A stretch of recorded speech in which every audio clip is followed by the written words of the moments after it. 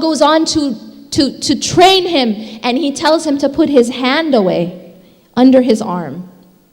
What do you do with your hand? He tells him to take off his shoes before that.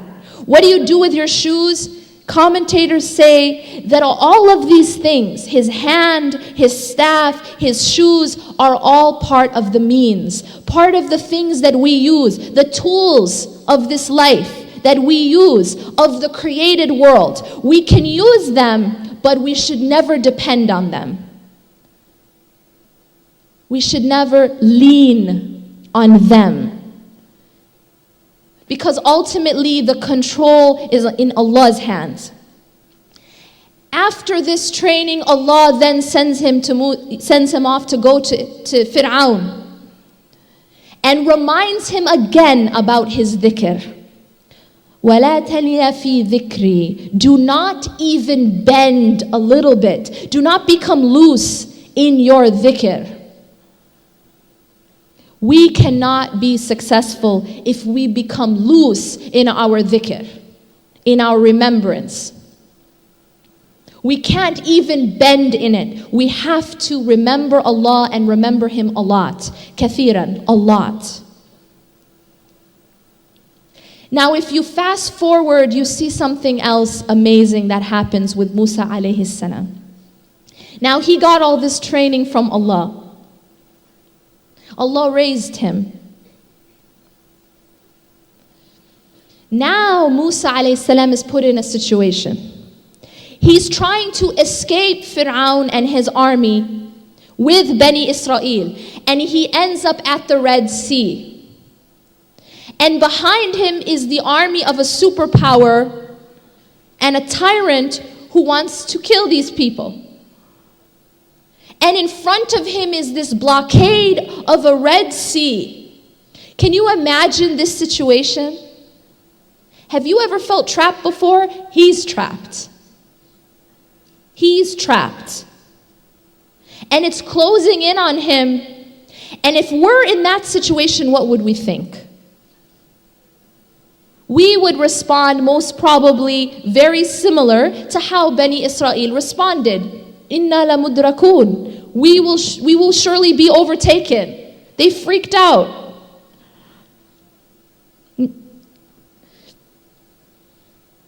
But Musa alayhi salam, his trust was in Allah. His trust was no longer in the means, right? His trust was in Allah.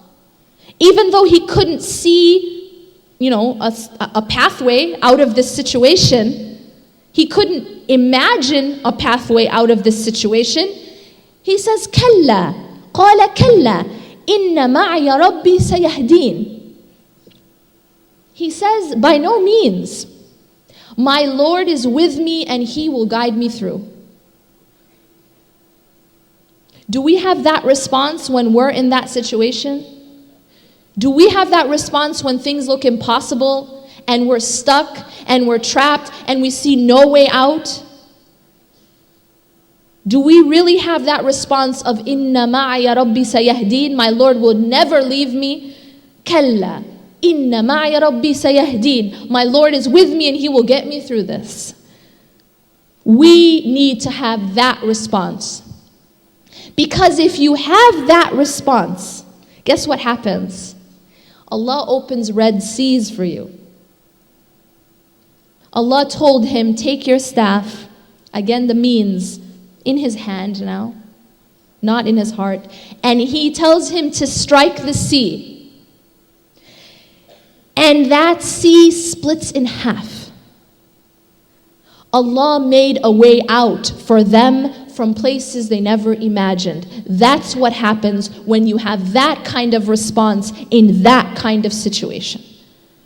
When you know firmly that Allah will never leave you and that He will make a way out for you. Because all of this is His creation. The sea, the staff, the Fir'aun, the army, it's all in His control. How can you fear these things when He's the one in control of them? The money that you're afraid of losing, all of it is His. You think He can't bend it for you? You think He can't make a way out of His own creation for you? Our problem is we see the Red Sea, but we don't see Allah. We see the army, but we don't see Allah. We see the staff, but we don't see Allah. And so we fear these things, and we lose hope, and we don't see Allah in them. Allah, the Prophet Musa alayhi salam, he saw only Allah. He didn't see the Red Sea. He didn't see the Pharaoh. He saw only the help of Allah. And so he didn't waver. He knew he would be taken care of. And Allah made a way out for him. وَمَن يَتَّقِ اللَّهَ يَجْعَل لَّهُ مَخْرَجًا وَيَرْزُقُهُ مِنْ حَيْثُ لَا يَحْتَسِبُ. Whoever has God consciousness, Allah will make a way out for them. وَمَن يَتَّقِ اللَّهَ يَجْعَل لَّهُ مَخْرَجًا. You know when you feel trapped, Allah will make a way out for you. وَيَرْزُقُهُ مِنْ حَيْثُ لَا يَحْتَسِبُ. And He will provide for you from places that you never imagined. An opening in the middle of a sea? Like, could anyone imagine that? Don't think that this is just a story. We need to start to understand that these are not just stories. Allah goes on to say, after telling us this story, إِنَّ فِي ذَلِكَ لَآيَةً. Indeed, in this is a sign. But most people, and Allah goes on to say, but most people don't get it. Most people don't get it. These are signs. Ibrahim alayhi salam. Ibrahim alayhi salam also was trained. His training was a training again of Tawheed. Look at the beautiful training of Ibrahim alayhi salam. He looks at the star, he looks at the sun, he looks at these things of the creation, and each time he sees something impressive, and you know, commentators say this was not literally, he wasn't literally thinking it was his Lord, but this is a lesson for us. Something impressive, oh, this is my Lord, but then it sets. What is this teaching us? No matter how impressive the creation is, it will always set. It will never be perfect. If we put our complete trust in it, it will let us down. Because that's not the nature of the creation, to be depended on as we only depend on Allah. And so he goes through each one, and finally he says that he turns to Allah and realizes Allah is the one who never sets. Allah is the one who is perfect. Now later on, Ibrahim alayhi salam is being thrown in a fire. So powerful. Like Musa alayhi salam, who's standing in front of the Red Sea and has a superpower army behind him, now Ibrahim alayhi salam is being thrown in a fire. And commentators say that as he was being thrown in the fire, actually, you know, mid-air, he's being thrown in the fire. Mid-air, Angel Jibreel comes to him alayhi salam and says, do you need something? Can I help you? Can you imagine our situation if we're about to be thrown in a fire and the angel comes and says, you know, can I get you something? Like, get me out of here. That's what you can do for me. Do you know what he says?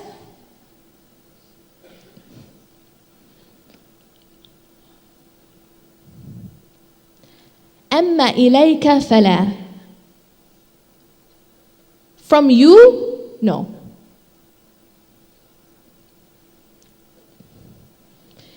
From you? No. That was the degree of his tawheed. He's not even asking for help from Angel Jibreel. He says, no, from you, no. His tawheed was such a high level that he knew Allah would get him out of it. Allah's got me. I don't even need help from Angel Jibreel. أَمَّا إِلَيْكَ فَلَا. Do we have that type of response when we're in trouble? Because if you do have anything close to that type of response, knowing that Allah will take care of you, knowing that Allah has got you, that He has your back, you know what happens? Allah cools the fire. Allah commanded the angels to say to the fire, Kuni bardan wa salama ala Ibrahim. Be cool and safe, place of security for Ibrahim. Who controls these things? Who controls the fire? Who controls these things that we're afraid of? The things that we fear, the things that we love as we should only love Allah. Who controls them? So the fire was made cool on Ibrahim alayhi salam. You know, we all go through hardship. Inshallah, we'll never have to be thrown in fire. However, we have social fires, we have emotional fires, we have financial fires, we have psychological fires, family fire. We have all of these types of fires. And when we're being thrown in those fires, which we will for sure be thrown into at some point in some level, how do we respond? Do we really, really believe that Allah can make those fires bardan wa salama on us? Do we really believe that if we turn to Allah, He can make those fires cool and secure for us? If we believe that and we ask Him and we turn to Him, that's exactly what He can do. Even within the hardship, you can have peace inside. Inside can be bardan wa salama. Inside can be cool and secure. Even when outside all you see is fire. It doesn't have to burn you. It doesn't have to harm you. It doesn't have to kill you. It's all in Allah's control. But where is our heart turning? Where do we turn for help? Where do we turn for security? Where do we turn for refuge? He wouldn't even turn to Angel Jibreel alayhi salam. أَمَّا إِلَيْكَ فَلَا. It's Allah. This is La ilaha illallah. And then Ibrahim alayhi salam, his training continues. He gets older and he's trying and he wants a son for so long. Finally, Allah gifts him with a son. And then what happens?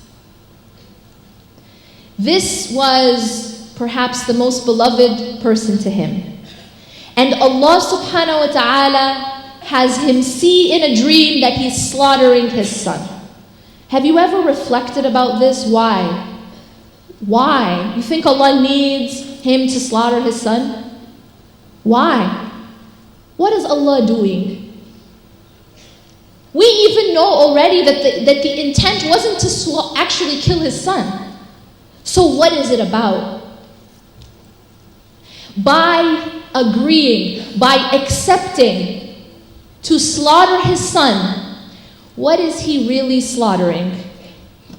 He is slaughtering any potential attachment, any potential competitor with his love for Allah.